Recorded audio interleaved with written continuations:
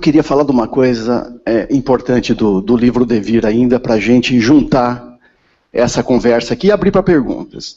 Essa é a capa do livro.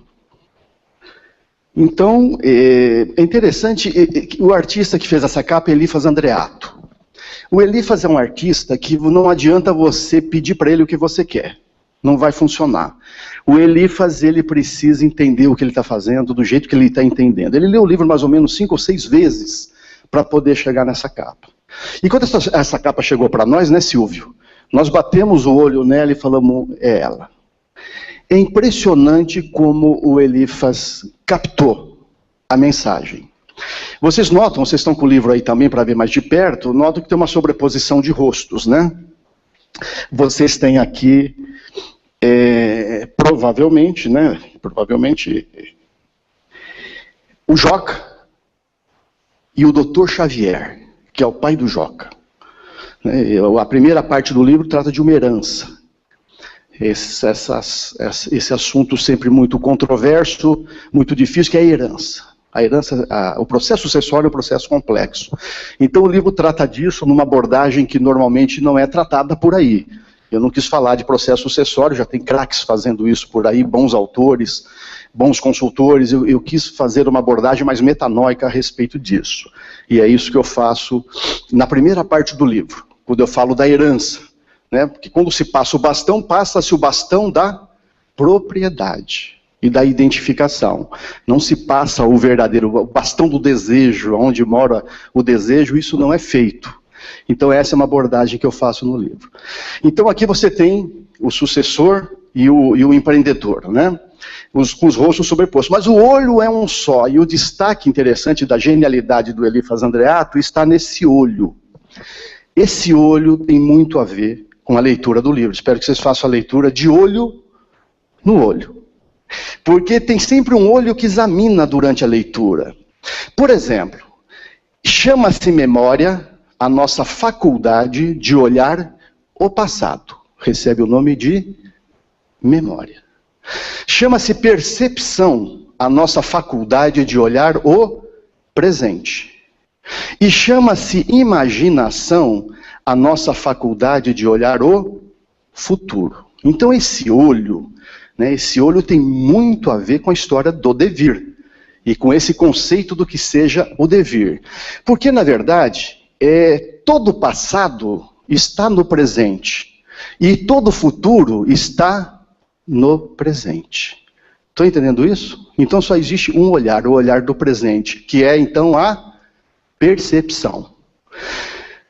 Soma-se a isso que não existe realidade objetiva.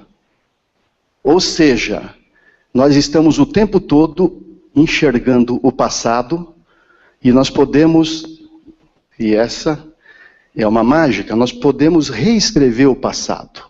O passado ainda não terminou, o passado é um devir.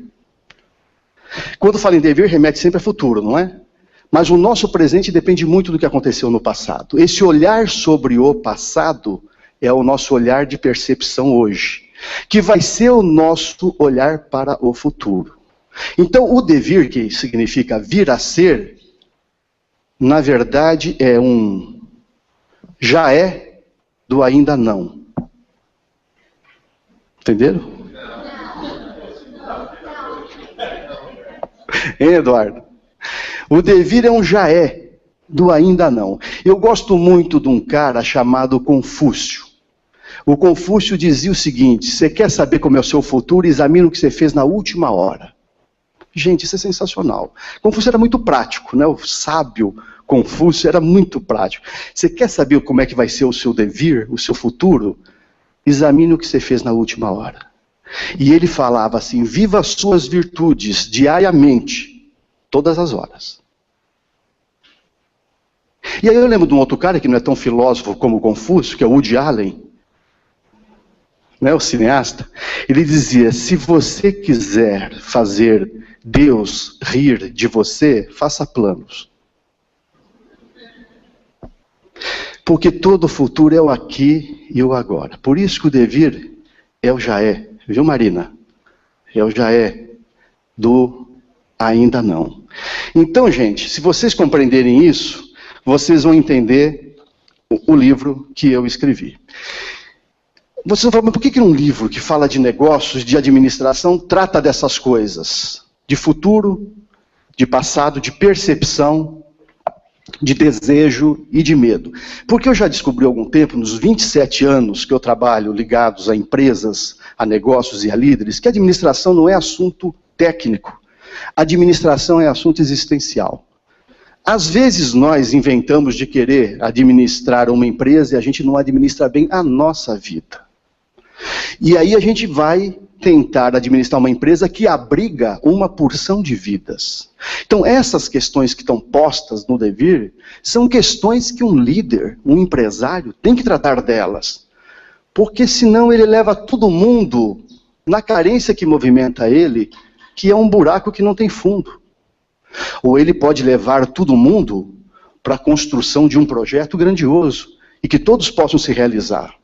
Eu gostaria muito que o leitor fizesse o percurso do Joca, porque os bons líderes são aqueles que vão ajudar as pessoas a ajustar as suas percepções, a encontrar o seu propósito de vida, a serem curiosos, a serem criativos. Esse é o bom líder, é desse que as empresas precisam, porque o líder movido pela carência só faz estragos.